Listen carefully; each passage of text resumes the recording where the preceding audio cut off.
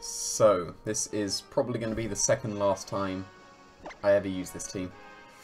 Because it misses way too much. So I used this team in the Sao Paulo, win a trip Sao Paulo challenge, and I missed pretty much everything.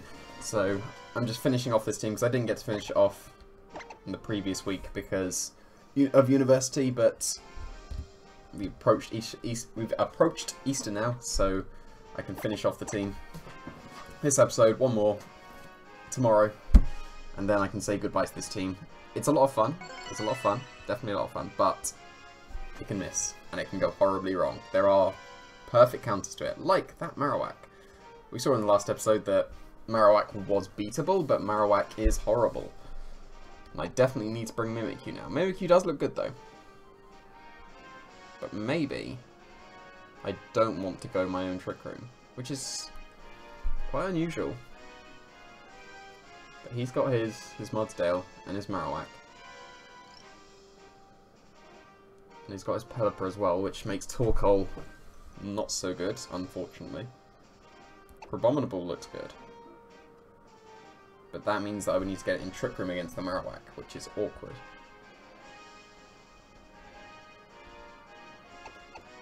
I think I want Porygon. To be fair, I could go Paris. And if I get Trick Room up with Paris still alive, then I can Spore things. But then that's not worth it, because I think I want Metagross as well. I think I need to save Mimikyu. So what I might do is actually lead a lead I've never led before and go with Metagross and Porygon. This is interesting. It's almost always been Paris and Porygon, Paris and Mimikyu, or Metagross and Mimikyu. And I think I led with Abominable and Paris once. I think that was the other lead I've done. But yeah, this is the first time I'm ever leading like this. So we'll see how it goes, because I'm not planning to get up Trick Room here. Okay. This is an interesting matchup now. Now, AV Mudsdale can survive a Breakneck Blitz. It can't survive Double Up. But I don't want Trick Room. I think I will just end up Breakneck Blitzing the Metagross, not the Metagross, the Mudsdale. And I will Meteor Mash into that slot as well, because they can survive if they're Assault Vest, but he's obviously going to be faster. This shouldn't knock me out, and even Banded shouldn't knock me out. No, that's not going to, but gets the attack raise, that's not good. Ooh, not so good. So hopefully this is going to not be Assault Vest, and we're going to KO him in one so that we get Sun Chip onto him with Meteor Mash. But him getting the attack raise is not good. It's really not good. I'm just hoping that basically now, if the Meteor Mash goes onto the Metagross, that'd be good. But if not, I think I need to crit a Shadow Claw and then Shadow Sneak him. Because I'm slower with everything than that Metagross. But if he is Assault Vest, he's not Assault Vest enough to survive. So hopefully we're going to hit and get some chips. So maybe I don't need the crit with the Shadow Claw anymore. If I get the attack raise myself, which I don't, unfortunately. Okay. Not ideal. And there's Marowak. So really, really not ideal. Yeah, this is not good now.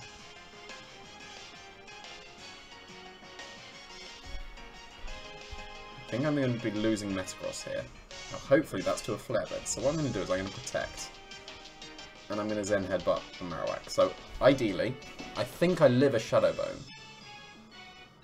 I don't live a Flare Blitz, but a Zen Headbutt plus the Flare Blitz recoil should knock out his Marowak. So I should be trading my Metagross for his Marowak here. That's the plan, at least. That's not going to happen, because he made a good play. But there we go. Oh dear, that's really not good. Because that shouldn't knock out Metagross. It will activate the weakness policy. But I'm in range for another one. And so is Porygon. Not good. It's really not good. What can I do now? There's nothing I can do. If he has Pelipper in the back. It's only Pelipper. So hopefully, like, we have to play for him not Earthquaking again. If he Earthquakes and switches into Pelipper, there is absolutely nothing that I can do. So I need to play for that not happening. So I'm going to try and Trick Room against what I said originally. And I'm going to Zen Headbutt, which will be a KO on Marowak. So hopefully this is not a Pelipper switch in. This is a Pelipper switch in, and there was nothing I could do. Now, I need his Metagross to outspeed his Pelipper. That's the only way I can win this now. Probably should have protected the Metagross actually, because then I could still attack with it next turn rather than having to protect my Abominable. But yeah, like I was saying, the best play for us would have been no Pelipper so that he wouldn't Earthquake himself. But now I need to try and get up Trick Room, and if I can get it up, then I need to flinch his Marowak with Rock Slide. Maybe a Rock Slide plus Shadow Sneak will knock it out, but how fast is it? Metagross is 70 normally. Is it more likely that his Metagross underspeeds my Mimikyu? Or is it more likely that his Pelipper outspeeds his Metagross? Because Metagross can be... Metagross is naturally faster than Pelipper, but Pelipper usually tends to have more speed investment. But I think I need to get out Trick Room in order to beat the Marowak now.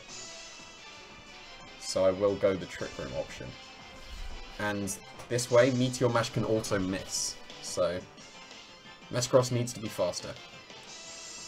Or he needs to Hurricane into Micro Abominable. Okay, that would... absolute worst case. He needs to miss Meteor Mash right now. So it turns out I should have gone with the hope that Mimikyu is faster than his Metagross. Which I think it probably can be, if he's got no speed investment, but Metagross do tend to carry some speed investment. So miss your Meteor Mash, please. It worked! It worked! I can't believe that worked! Okay, right. What do I do now? So, does he go for Flare Blitz into... No, Flare Blitz I don't think knocks out Crabominable now. It will if I close combat. I don't think... Can close combat knock out Metagross? Am I playing for Mimikyu underspeeding Metagross? Because... No, I can't do that because he can just Shadow Bone me. Because I can't Shadow Sneak, Marowak and Rock Slide. I could flinch Metagross, but then I'll lose one of my Pokemon to a Meteor Mash.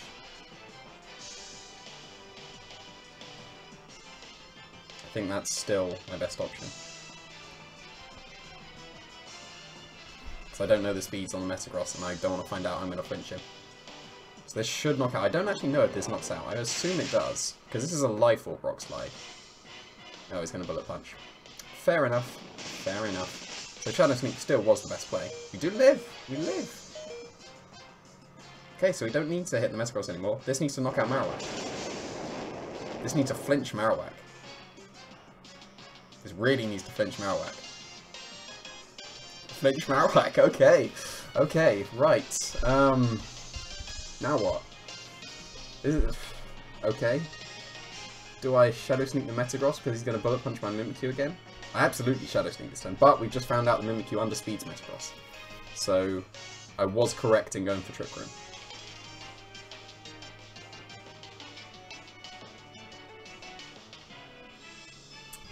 There is still a way out. So I could Shadow Sneak Marowak and close combat. Then that's... No, but then... He still Bullet Punches. He still Bullet Punches, so I'm going to close combat. And hope that that's enough. Should protect Marowak here. Yeah, he did. I was running out of time and I knew that would happen, but... There wasn't really much I could do. So, because he's going to protect his Marowak, he's going to Bullet Punch my... No, he's not.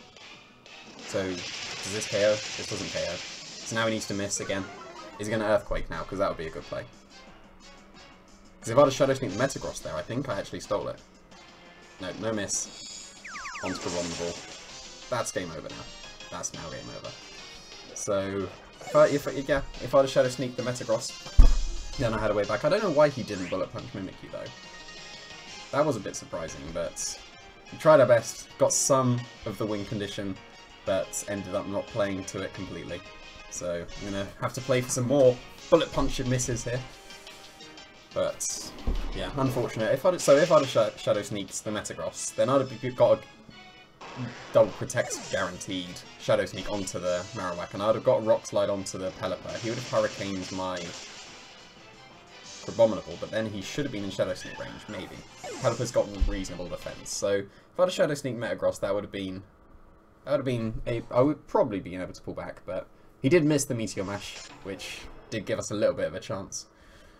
Maybe he was... It's unusual having U-turn. Maybe he was a Choice Scarf Pelipper, because I think only Choice Scarf Pelippers tend to carry U-turn.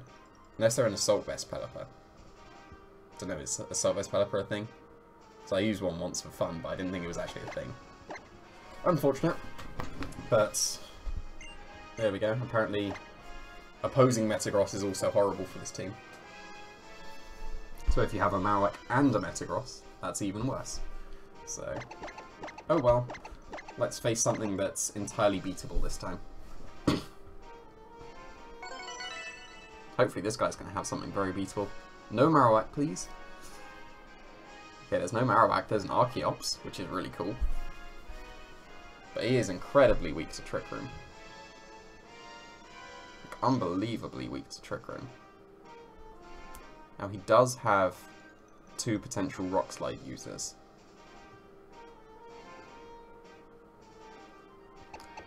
Like, I want to lead with Paris here, because Paris should guarantee Trick Room. So I will go with Porygon. I'm not so sure I want Torkoal. Like, it will counter his Politoed, but then he can leave it in the back and just switch in on my Eruptions. I do want Abominable. Maybe I should go with Mimikyu just as a guaranteed second Trick. Well, not guaranteed second Trick Room, but a potential second Trick Room.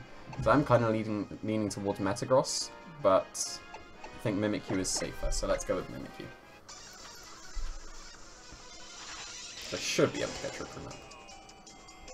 The only ways he would be able to stop that would be with Rock Slide flinches and Blizzard Freezes. It is interesting he's got Politoed and Ninetales. You don't tend to have dual weather because you'll just get in the way of each other. Like, if you have your Rain out, you can't Aurora Veil and you can't really hit your Blizzards guaranteed, and if you have your Ninetales, then you weaken your water moves significantly and your Duck doesn't have fast moves. But I'm absolutely wide guarding this turn, because he could very easily go for Earthquake and Rock Slide here. The only way this would go wrong is if he goes for a Tectonic Rage, and then I can't really cover for that. So I'm going to go for a wide guard in the Trick Room, and hope that there's no Tectonic Rage into the Porygon, reading into the wide guard, because not many people will know that Paris has wide guard. They should know it's about Rage Powder, but wide guard isn't that obvious, but that's an Earthquake, and I'm hoping we see a Rock Slide here. No Head Smash into Porygon, please. That would be the only way that stops it now. Perfect. Perfect. That's really nice. So, the Garchomp outsped the Archeops, and Archeops is naturally faster. So, unless it's like an Adamant Archeops, it's fair to assume that the Garchomp is Choice Scarf. So, I should be able to Spore into the Archeops, and that covers a Koko switch. I believe he had Koko. And if he switches Garchomp for Koko, then Archeops still goes to sleep because it's flying. So, this is a nice position. This is the beatable thing. Because now we should have all the momentum. If we see a switch into Koko, that's fine. Switch into Koko. Oh, into Politoed. Okay, that takes the Ice Beam pretty well. It won't take a Breakneck Blitz, but that's fine. So we should be hopefully not seeing a Lumberry on that Archeops. Just to protect, that's actually more ideal because he doesn't burn a sleep turn this turn, so I can put him to sleep and he'll have a guaranteed one next turn as I knock out his Politoed with Breakneck Blitz. So this is nice. This is nice. So I'm going to Spore this Archeops and I'm going to Breakneck Blitz the Politoed. Good thing about this team is you don't usually have to think much about the moves. Which is not usually the way I play. I usually go for predictions and stuff, but usually you don't have to with this team. Which is kind of a nice thing. You don't need to think, but Archeops hopefully has no Lumberry here. It's incredibly uncommon, but it is flying, so it would not be immune to the misty terrain. That's not the right way of saying that, but there we go. No Lumberry, very nice. So Politoed will drop here. There's surely no way it can survive. Assault Vest probably could. because Assault Vest Arcanine can survive, and Assault Vest Mudsdale can survive, but, and Politoed has higher base special defense than both of them, so it couldn't survive if it's Assault Vest. But I didn't pay attention to the Ice Beam damage, so maybe he's not. At least I'm hoping he's not here. Yeah, that doesn't look like Assault Vest, so down goes the Politoed. Guaranteed Sleep Turn for Archeops as well, which is really nice. Now if he switches into Garchomp, he's open to an Ice Beam, so he should be switching into his final Mon. Which should probably be Koko. No, it's Golduck, okay. So I've seen no Koko, so I can absolutely spore that Golduck, because my webcam just froze. Looks like my webcam's just frozen. But there we go. I will now spore into the Golduck, and I will Ice Beam the Archeops, and I will see if my webcam is actually frozen, and see if I can fix it like this. There we go. What just happened? Did he just forfeit? He just forfeit. That's brilliant. Yeah, there was pretty much nothing he could do. If he got a first turn wake with his Archeops, he had a chance, but if he had no first turn wake with the Archeops, then I'm pretty sure I just guaranteed the win straight up. So, very nice, very nice. That was the beatable thing that we needed to get our confidence back up with this team, even though I have lost a lot of confidence with it. But it wasn't supposed to be the best team in the world. It was supposed to be fun, and it turned out to be reasonably legit. Like, I climbed quite high on Showdown with it. I think I reached the 1780s was the peak with the team. But, yeah, it misses too much, and there are too many hard counters to it, so use it at your peril. I guess is the best way of saying it. Probably not the best way, but I'm going to find a 1600s, guys, so this would be reasonable points if we actually manage to win, but that looks like a variant of Shoma's / Zoe's team. Probably means, well, it's kind of both. It has the Koko and the Pheromosa. And Celesteela is instead of the Magnet Zone. So what else is missing? Garchomp. Garchomp is missing.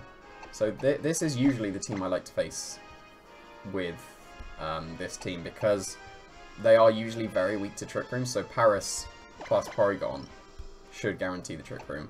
Torkoal is absolutely coming this time. And then, like, Crabominable can OHKO 5 of his Pokemon and chunk Celesteela a lot. But then, if I go with Crabominable, then I have to win in 4 turns, basically. Because Mimikyu gives insurance, and it is good against the top 2 and the Pheromosa. Not so good against the Koko, the Celesteela, and the Gyarados, but Crabominable is absolutely fantastic, but is more risky. I think I'm going to play safe here. Crabominable would have been good, but I'm not sure if I can win in 4 turns.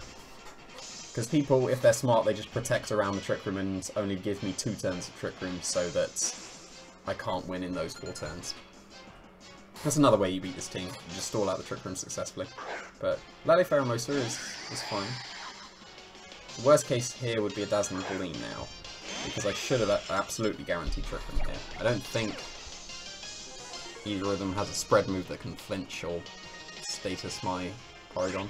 Oh no, Pheromosa has Blizzard. Blizzard is the only way that he can stop it. I should stop saying that they can't stop it, because I said that in the last episode, and then the guy had the only way to stop Trick Room. So I'm just going to Rage Powder and Trick Room and see what happens. Hopefully I get the Trick Room. That's the plan. Is he going to taunt my Paris here, trying to stop Trick Room and stuff? Just a high jump kick, so that's fine. That was definitely into Porygon. But that does bring me down to the Sash, but wait, it doesn't bring me down to the Sash. That was perfect damage not to bring me down to the Sash, so I do hide that information for game 2. That's very nice. I do see Life Orb, fair enough, fair enough. But I do get Trick Room, so because I've seen Life Orb, I am feeling very confident now, because I can go into Torkoal, and because he's Life Orb Lele, he has just put himself in Choice Specs Eruption range, so I can very easily Ice Beam and Eruption here. So I should, because I got the Torkoal into proper position, I should actually win in the 4 turns, so Crabominable would have probably been better. But because I don't have to Breakneck Blitz this turn, I might not need it, because I can save the Breakneck Blitz for something else. Now, unless that Lele is like super calm and Lightfall, then this should knock it out. Nice. And Pheromosa goes down to the Sash. Shoma's one didn't have Protect, so we didn't see a Protect here. He would have gone for it otherwise, I would assume, if he had Protect, but Ice Beam will pick it up. And now we have 3 turns to knock out 2 Pokemon. And all of them outspeed Torkoal, so Torkoal will guarantee an Eruption against both of them at full health. There's Psychic Drain up, so there's no priority. Unless there's a Koko coming in, and then what would have priority on this team? Nothing. So, yeah, just Gyarados. So that can take a Eruption, but I can Break Net Blitz that, and if this is Koko, then that just drops to Eruption. We've just seen that he's got the Sash on his Pheromosa, so we have just won the game, basically. Unless he gets a triple Protect. That's his only way out now. Unless he got Focus Band as well on one of his Pokemon. Even then, I'm pretty sure I've just got this, so can just very safely Erupt and Break No Blitz. To be fair, if he double protects this turn, and then I go for Hyper Beam onto his Gyarados and miss, and he double protects with his Koko, then there's no protects, so game over. Because this will knock out Koko without Focus Bands. There's no Focus Band, or at least it didn't activate if there was one. And now Break No Blitz takes out Gyarados. So not a very good first game, but the next two showcasing what this team can do. If they don't have an answer to your Redirection plus Trick Room, then you probably just win, because getting Torkoal into 4 turns of Trick Room with Specs Eruption full health, like you're probably going to win. But this guy didn't want to protect around the Trick Room, which he probably should have done, but maybe he didn't have Protect on Pheromosa, and then maybe he just didn't want to try and get the triple. So, gonna beat that guy in, that was 3 turns, right? I'm pretty sure that was 3 turns, so saying have to win in 4 turns, usually with this team, and we won in 3, so very nice, very nice. We'll have one more episode tomorrow with this team, and then I will be retiring it. So, people have been asking for the spreads. I'll probably release them. They are fairly basic, but tiny optimizations that I like, so I'll probably be releasing this team tomorrow. I'll probably put it in the description with a paste bin or something, but look forward to that. Thanks for watching.